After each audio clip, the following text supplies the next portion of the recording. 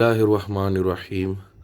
अस्सलाम वालेकुम dear students. आज बॉटनी का जो लेक्चर हम डिस्कस करने जा रहे हैं वो डिवीज़न रोडोफाइटा से ही है और बहुत ही इम्पोर्टेंट जीनस आज हमने डिस्कस करना है, डेट इज़ पॉलीसिफोनिया। और पॉलीसिफोनिया जो है ये बोर्ड पॉइंट ऑफ व्यू से बहुत अहम है। सबसे पहले मैं इसकी हैबिटेट की बात करूँगा, इसकी अकरेंस कहाँ कहाँ पे है। बेटे जी, जो पॉलीसिफोनिया होता है ये मैरीन एल्गी है, मतलब कि ये मरीन वाटर में पाया जाता है। अब मरीन वाटर ऐसा वाटर होता है जिसमें सॉल्ट्स की कंसंट्रेशन जो होती है वो ज़्यादा होती है। स्पेशली ये कराची की कोस्ट, जो समुंदर का साहिल है, ये वहाँ पे पाया जाता है। अटैच टू रॉक्स, ये चट्टानों के साथ भी जुड़ा होता है। And some are the epiphytic. Epi mean above, phytic mean plant. ये किसी प्लांट के ऊपर भी ये ग्रो कर रहा होता है। अभी हम इसकी प्लांट बॉडी को डिस्कस करेंगे। बेटे, प्लांट बॉडी की तरफ आएँ तो इसकी जो प्लांट बॉडी है ये आप डायग्राम देख रहे हैं।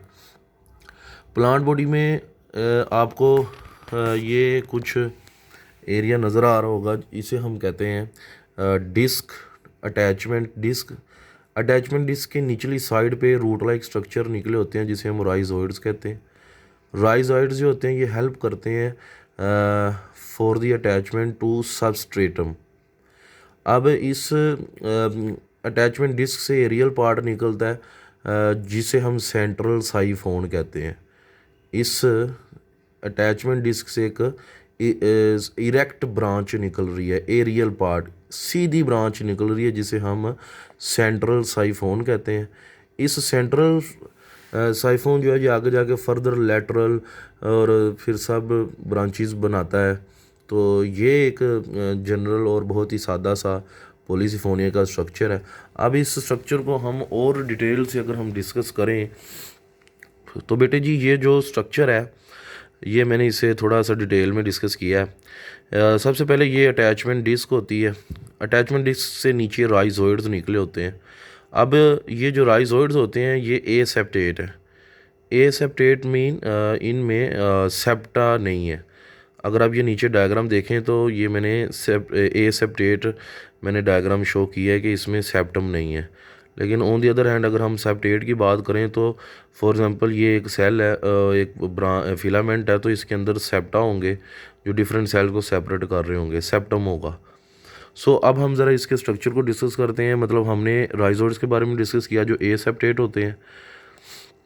माय डियर स्टूडेंट्स, अगर आप गौर करें तो यहाँ पे आपको एक जो सबसे सेंटर में एक चीज़ नज़र आ रही है, ब्लैक ब्लैक पोर्शन।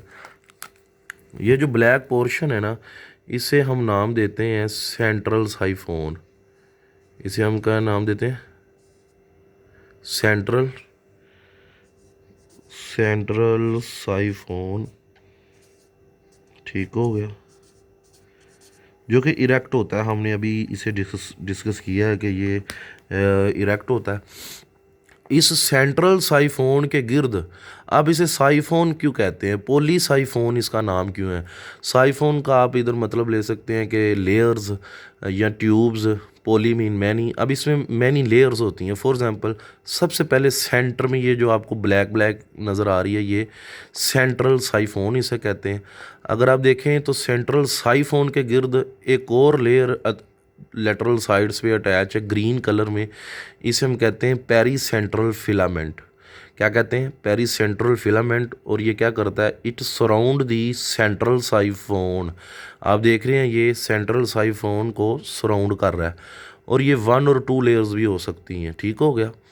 और फिर अगेन हम बात करें तो जो रेड कलर में आपको नज़र आ रहा है, दिस इज़ द कोटिकेटिंग फिलामेंट। कोटिकेटिंग ये कोटेक्स से निकला है जो कि आउटर कवरिंग होती है, प्रोटेक्टिव कवरिंग होती है। कोटिकेटिंग फिलामेंट ये मैंने रेड कलर से शो किया लेयर। ये जो फिलामेंट है ये सराउंड कर रहा है पेरी सेंट्रल फिलामेंट को। आप देखें सबसे पहले सेंट्रल फिलामेंट है, उसको सराउंड कौन कर रहा है? ग्रीन में पेरी सेंट्रल फिलामेंट। इस पेरी सेंट्रल फिलामेंट को जो सराउंड कर रहा है वो रेड में मैंने शो किया हुआ है कोर्टिकेटिंग फिलामेंट। अब ये कोर्टिकेटिंग फिलामेंट आप देख रहे हैं ये through out the length of the plant फैला होता है। ये मैनी लेयर्स हैं। तो इस वजह से हम इसको कहते हैं पॉलीसिफोनिया। Is it clear? अब ज़रा अगर आप देखें तो आगे ऊपर जाकर ये शॉर्ट ब्रांच है, जो ये लॉन्ग ब्रांच है, लॉन्ग ब्रांच से शॉर्ट ब्रांच निकलती है।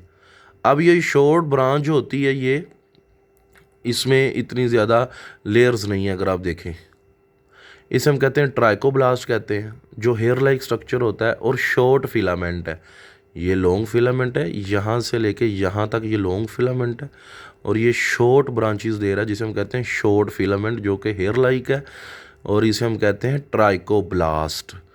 एंड ये जो हमने सारा पोर्शन डिस्कस किया है ना पॉलीसिफोनिया का, ये सारा स्ट्रक्चर जो सेंट्रल एक्सिस जिसे कह रहे, इसे हम कहते हैं वर्टिकल पोर्शन। मतलब वर्टिकल पोर्शन में सेंट्रल साइफोन है, फिर पेरी सेंट्रल फिलामेंट है, उसके बाद कोर्टिकेटिंग फिलामेंट है। अब लास्ट पे आ जाए, हमने इसके सेल स्ट्रक्चर की बात करनी है। माय डियर स्टूडेंट्स, अगर इसका सेल स्ट्रक्चर देखें तो सबसे पहले इसके सेल के बाहर सेल वॉल होती है। सेल वॉल जो है ये दो चीज़ों से बनी हुई है, एक सेलुलोज से बनी हुई है और एक पैक्टिन से बनी हुई है। बेसिकली इसमें एक सिंगल न्यूक्लियस पड़ा होता है, इसे इसलिए हम इसे कहते हैं यूनी न्यूक्लियड कहते हैं। इसके अंदर एक डिस्कॉइड शेप की ऑर्गेनेली पड़ी है क्लोरोप्लास्ट, जो फोटोसिंथेसिस में हेल्प करती है। अब इस क्लोरोप्लास्ट के अंदर जो फोटोसिंथेटिक पिगमेंट्स हैं वो कौन कौन से?